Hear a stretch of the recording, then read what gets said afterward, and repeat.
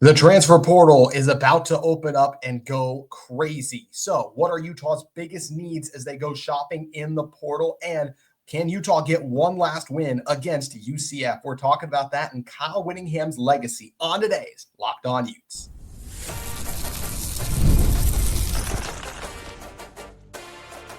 You are Locked On Utes, your daily podcast on the Utah Utes. Part of the Locked On Podcast Network, your team every day. Hello, everyone, and thank you for making Locked On Utes your first listen and view of the day. We are part of the Locked On Podcast Network, available wherever you get your podcasts, as well as on YouTube. If this is your first time listening to our show, make sure you like and subscribe. Love interacting with all of you in the YouTube comments, as well as on social media. We can follow our show at Locked On Utes on X. Today's episode of Locked On Utes is brought to you by our fantastic friends at FanDuel. You can start the season with a big return on FanDuel. New customers can place a $5 bet, and you'll get started with $150 in bonus bets if you win your first $5 bet. You can visit FanDuel.com today to get started. My name is GT Wistrcill, former intern inside the University of Utah Athletic Department. Excited to be joined by PFF's college football analyst and insider as well, too. Max Chadwick doing it all. So, Max, appreciate you coming on. We'll talk a little bit of transfer portal, UCF preview, Kyle Whittingham to wrap things up. But just starting out with, look, some people probably listen to this like, JT, why are you talking about the transfer portal? Utah has a game on Friday. You got to be ready for the portal. I mean, it's going to be absolutely bonkers when this thing gets rolling next week. We're going to see a bunch of players enter the portal. So as you see players leave, those guys enter the portal, Utah's going to start making calls trying to add players to their roster. So when we're talking transfer needs for Utah, I mean, Max, anyone who's watched this team for 2 minutes this season can figure out what Utah needs. It's a quarterback. They have to find a starting caliber quarterback. There's some talk about Cam Rising maybe coming back. I don't care. With Cam Rising, I care about Cam Rising, but you need a proven veteran quarterback because you cannot rely on a Cam Rising if he were to even come back, and I'm still not sure if he's going to.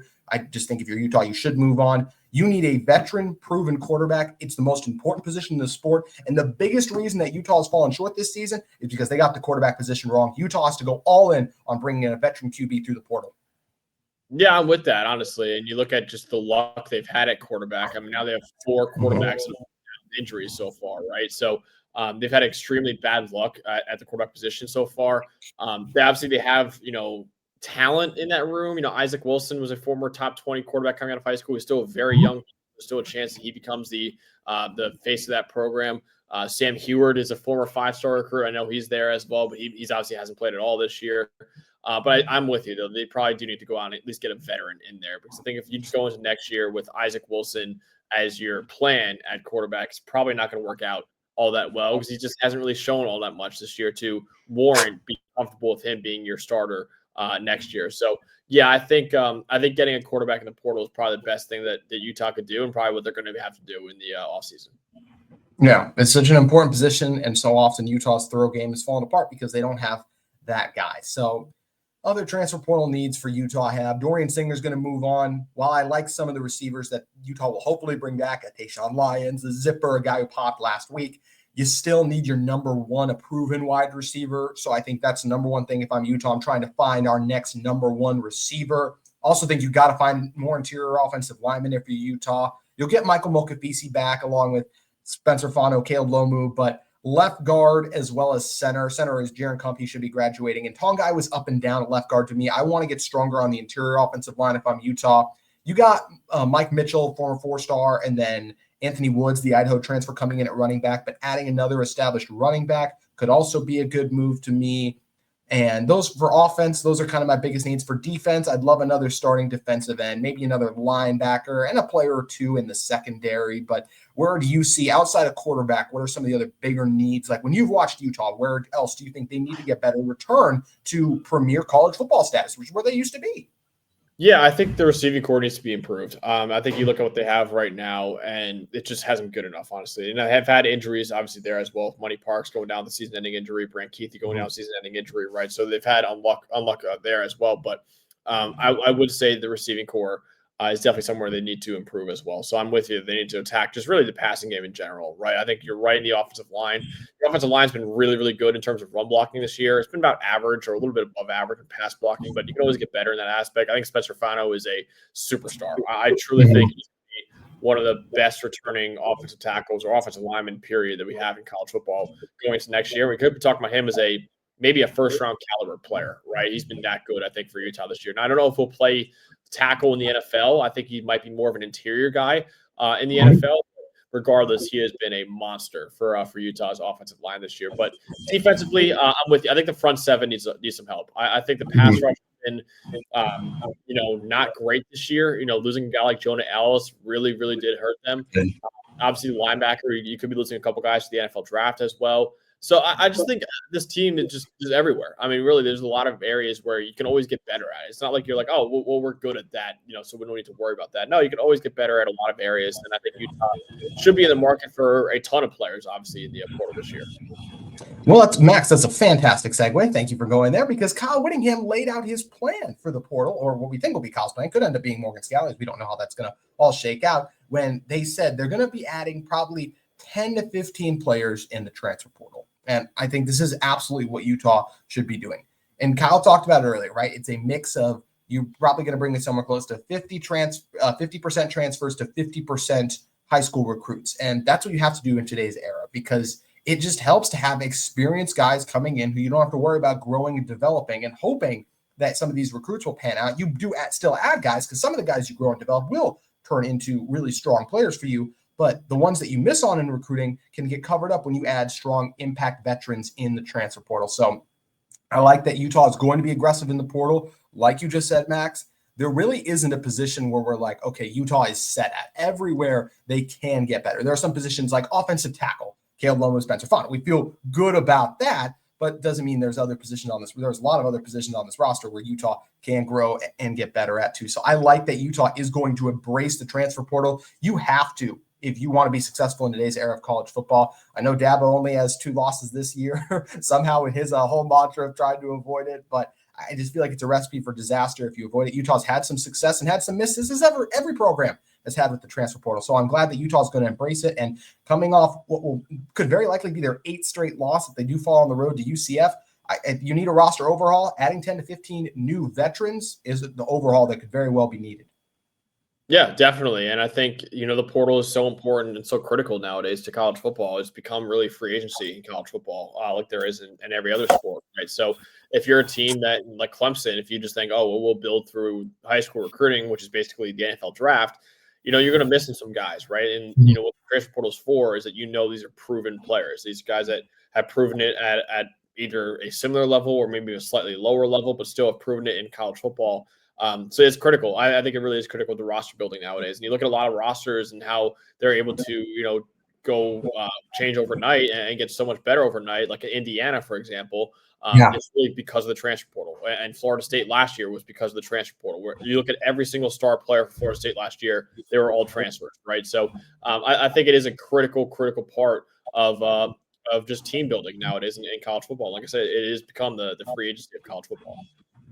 Indiana is going to be a program I reference a lot on the show during the offseason, because what Indiana has done is Utah's recipe to get back to the top of the Big 12 is a quick rebuild and turnaround. And it's going to be fascinating to see if this Utah team can do it. But like the strategy, they're taking the transfer portal and they have a number of needs to address. But before we get to the transfer portal, we do have a game to talk about. Friday night, it's a little weird to have it on a Friday, Black Friday. It'll be Utah versus UCF. We're breaking down Utah's game against the Knights in 1 moment. But first, today's episode of Locked On Utes is brought to you by our great friends at FanDuel Sportsbook. FanDuel is here, and get ready to take on the NFL action with FanDuel, America's #1 sportsbook. Because right now, new customers can place a $5 bet and get $150 in bonus bets if you win. The FanDuel Sportsbook app gives you everything you need to place live bets on the NFL all in one place. So when you get a hunch in the middle of the game, you can check out the latest stats, view live play-by-play, and so much more on the same page where you place your bets. Visit FanDuel.com to join. You'll get started with $150 in bonus bets if you win your first $5 bet. That's FanDuel.com. Never waste a hunch and make every moment more with FanDuel, an official sportsbook partner of the NFL. And speaking of the NFL, what another great week of action we have coming up. We got Thanksgiving weekend, a loaded slate of games on Thursday. We got a Black Friday game even. And of course, all the action comes out of Sunday. It's rivalry weekend for college football. The game, Ohio State, Michigan, the Iron Bowl, Alabama, Auburn, Utah, UCF, another one too. Line for that one currently in favor of the Knights by 9.5. So however you're leaning there, you can head over to FanDuel Sportsbook today. NBA, NHL, and all of the glorious football action is available at FanDuel today.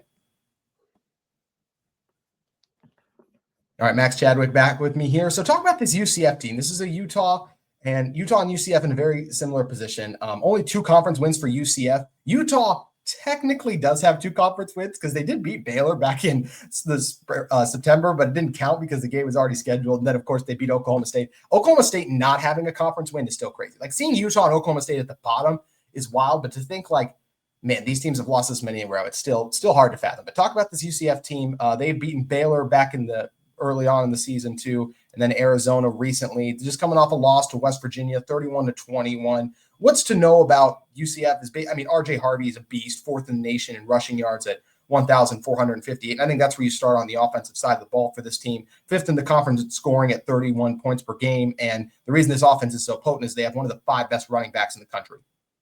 Yeah, it's all built around the run game. I think they're really similar to Utah in that aspect where, passing game isn't great and kind of been pretty bad this year. And they're kind of rotating like 3 different quarterbacks at a time now.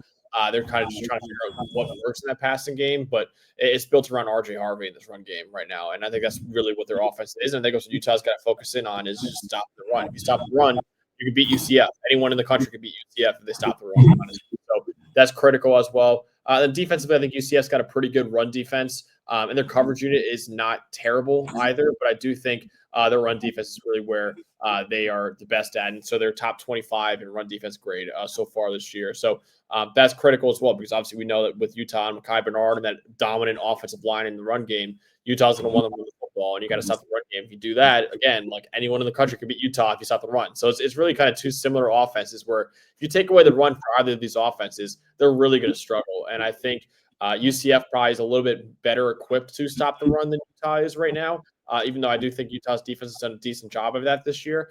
So it'll be interesting to watch. I think it'll be a really fun game to watch on Saturday.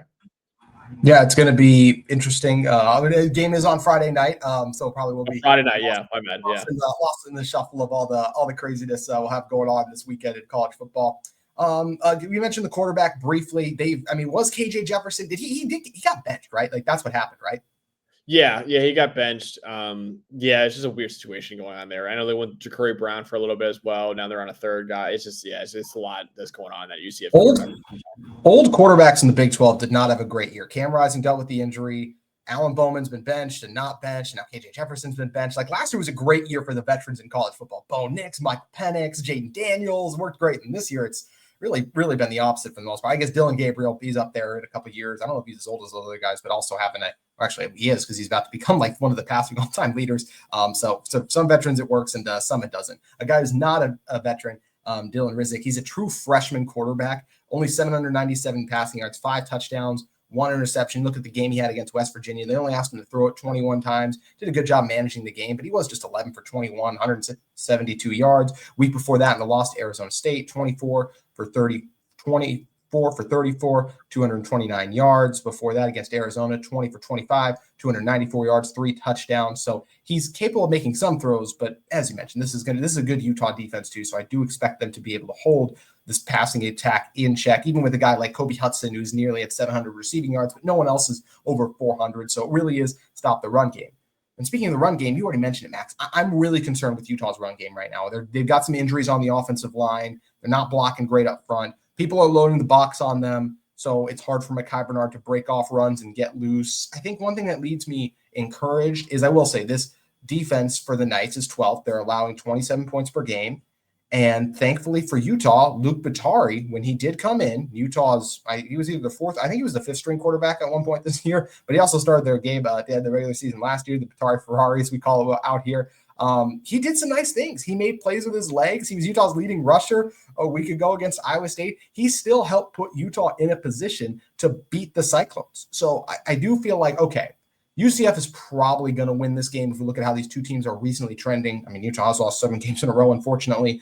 But with Batari, the threat of his legs, I do believe there's a chance that Utah can move the ball, give Dorian Singer opportunities to make plays down the field. It's going to be tough, but it's not, like I said, an upset is possible here. The line is 9.5, but I do feel like Utah can hang around and potentially give Kyle Whittingham one last win in what could be his last ever game. Right, Max?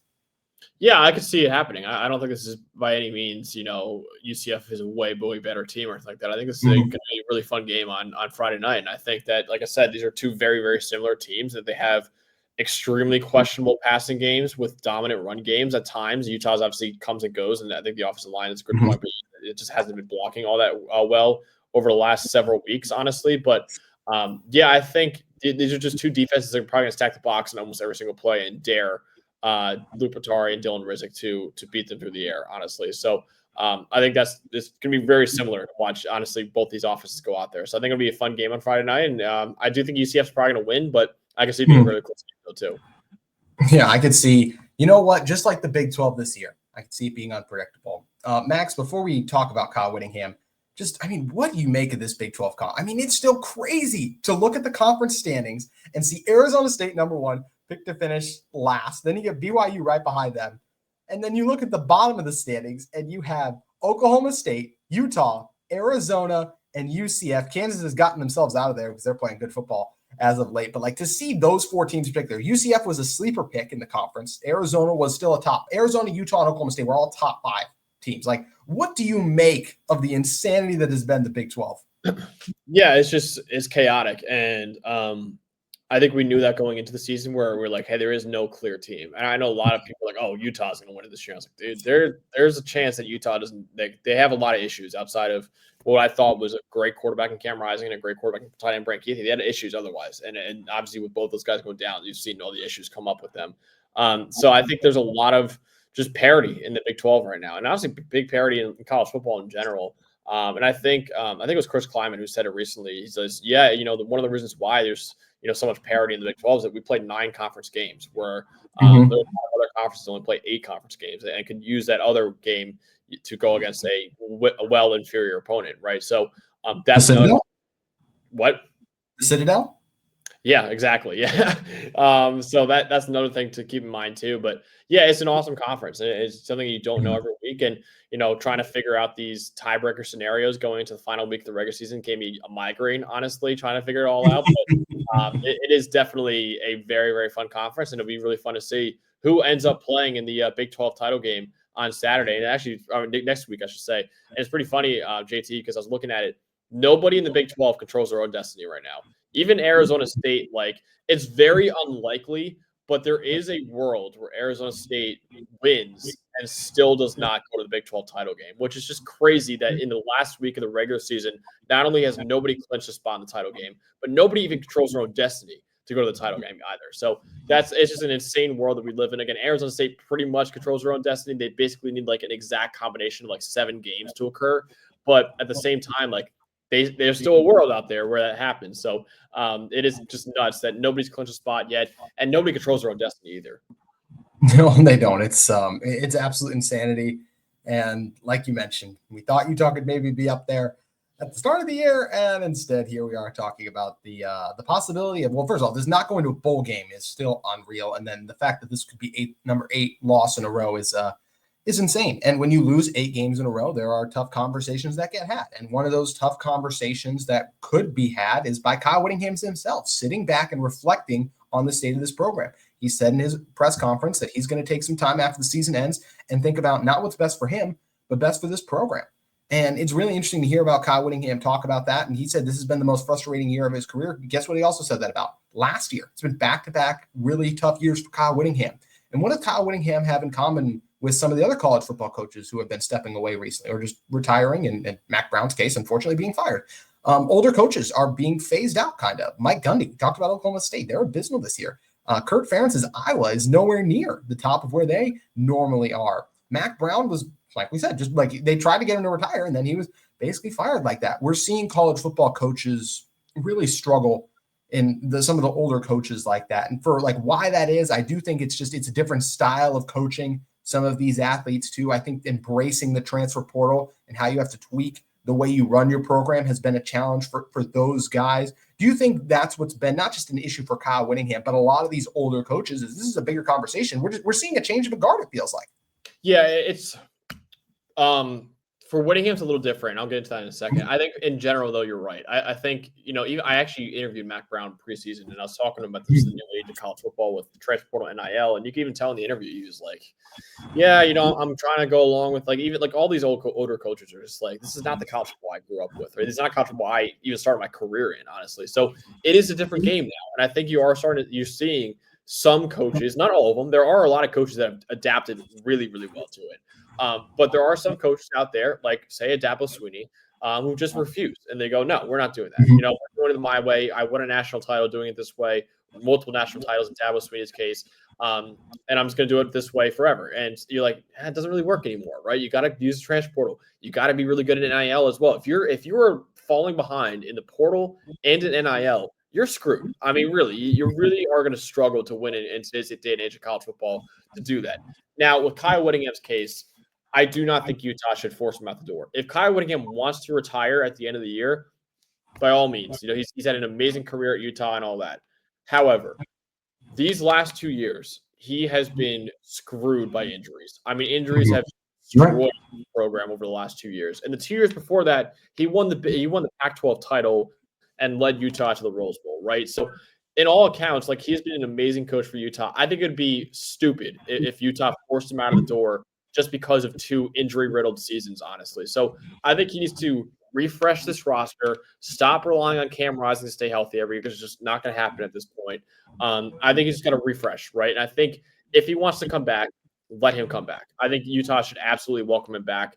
I think it'd be very, very dumb to fire a coach, a legendary coach like Kyle Whittingham, only because last 2 years the quarterback position has just been destroyed by injuries for Utah. So he's a unique case where I don't really think the game is passing him by. I just think he's been really unlucky in terms of injuries, and I don't think it's a reason why to fire a coach. So give him at least another year. Let him prove, whether or not he can coach in today's day and age of college football. I think he can coach in today's day and age of college football. So that's the question, is whether or not Whittingham wants to come back. If he does, absolutely welcome back with open arms. But if he doesn't, it makes a lot of sense as well, as him being an older coach who's already accomplished so much in his career already. So, I think that's the one thing I'll say about Kyle Whittingham. Mac Brown, I would have said, hey, it's time to move on for North Carolina. For Utah, it is not time to move on for Kyle Whittingham. If he wants to come back, he should absolutely be welcome back. I mean, you look at the clip of just Kyle Whittingham tossing that chair. That's more fire than Mac Brown has shown in a very long time, just for example. I agree with everything you said. I do think, rather than firing Kyle, and I think you'd agree with this too, Max, it'll be one of those I'm retiring. But that's where you said forcing him out the door. That's something that Utah could do. I totally agree. That would be the wrong decision. Kyle has done too much. He's had some success in the NIL era. Does Utah maybe need to adjust some things? It's the injuries that happened 2 years in a row. So is that where does Utah need to adjust some things to prevent the injuries, maybe the way they practice and of that nature? For sure, but still feels like Kyle is the guy. And what were you going to say? JT, I was just going to say, sorry about that. I was just going to say, last year, again, we said Cam Rising, Brant Keith are by far the 2 best players last year. They both missed the entire season, and they still went 8-5, right? So, that just shows that's a testament to how damn good of a coach he is, honestly. So this year, it's just, everything went wrong. I mean, you literally have 4 quarterbacks. Your top 4 quarterbacks are just out now. That's nobody. Literally, Kirby Smart could not win if he's on his 5th string quarterback at Georgia, right? So, I think that's, again, I understand the frustration for the Utah fans because everyone thought, we could be a playoff team this year. We could win the Big 12 this year. And obviously, it's very frustrating to probably go 4-8. But that's a product of injuries, in my opinion. I don't think it's a product of bad coaching by Kyle Whittingham. I agree. I still think he puts this team is put in a position each week to win. And we talked about this for a number of weeks. The defense can't always close it out. And obviously, the whole reason the defense is asked to do so much is because of how inept the offense has been at time, in large part due to the quarterback play because of those injuries you brought up, Max. And it's interesting to see a lot of these college coaches changing out. I think the new era is why we don't see a guy like Urban Meyer want to get back into college coaching. Although also Urban might not want to get back in because his memory might not be great since he can't even remember who Mike Vrabel is anymore. So it's so bad. Oh my goodness, that was awful. I thought we were done with the Urban Meyer Jacksonville Jaguar stories, and then I got another one last night from Mike Vrabel, and I was like, oh my goodness. Yeah. When he said he didn't know who Aaron Donald was, I thought that was the end of it. And then Mike Vrabel, who's an Ohio State legend, by the way, too. That's where it's also just how do and who worked for Urban Meyer as an assistant coach. Like, how do you not know one of your own former assistant coaches, dude? Like, come on, man. Like, it's insane. It's nuts. Really quick, Max, before we get out of here, I've talked because this could be Kyle Whittingham's final game. So to you, as someone who covers the sport as a wide, like I'm in Utah, we have our opinions of Kyle Whittingham. What do you think the national perception will be of what Kyle Whittingham was able to do at Utah? He's an amazing coach. I was lucky enough to interview him a couple years ago as well. He's just an amazing coach. And I think he's always been like, and everyone's list, a top 10 coach in the country, even though Utah has never really been a top 10 program year in and year out. They have been in multiple years under him. But I think it's just a testament. Like there is in college football, there are such things as jobs that are better than others, right? There are, you can make the argument Kyle is a better coach than Ryan Day, even though Ryan Day consistently has Ohio national title race. Well, listen, it's a lot easier to win at Ohio State than it is to win at Utah, right? So that's kind of the thing in college football where it's different than the NFL, where not all jobs are really created equal. And Kyle Whittingham's made Utah into a perennial, contender and perennial, winning Big 12 2 years in a row, or Pac-12, 2 years in a row. He's a hell of a coach, honestly. He's a legendary coach, and I think that his legacy will be that of just being an amazing coach who stayed at Utah forever, even though he said in the interviews, like, yeah, I've had job offers before that I just didn't want to take. I wanted to stay here. I think he said he loves skiing and all that. Like he loves the mountains. He loves where he lives. He loves the area. He obviously loves the school as well.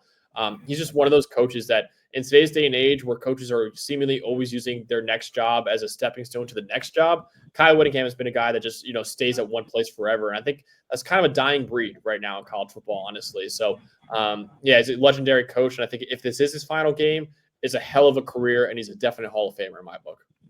Absolutely agree with all of that. Max, you're the man. Thanks for stopping by. If people want more football content, where do they need to head over to? Yeah, I host the PFF College Football Show, which you can find on YouTube or anywhere you get your podcast. We're actually later on tonight, we're previewing the final week of the regular season and previewing 11 games, which is by far our most because of just too many. We have to do all 4 of the Big 12 games and include the teams that can still make the title game, or at least are currently like the top teams make the title game. I think there's like 9 teams still eligible to make the title game in the Big 12, which is ridiculous. But yeah, so we're doing that. A lot more content coming as well on pff.com if you want to check it out. And if you want to follow me on Twitter as well, it's at CFB Max Chadwick. Max, you're the man. PFF's having some deals right now as well as we gear up for Black Friday too. So you guys can head over there and save on your subscription there. And always appreciate Max. Thanks for stopping by again. Of course, JT. Thanks to you, man. That's going to do it for today's Locked On Utes. We'll be coming back with you tomorrow. It's Thanksgiving, but we still got it the day before game, so we'll still be here having some turkey all together. I hope you'll join us then. That's going to do it for our show. Hope you'll join us tomorrow.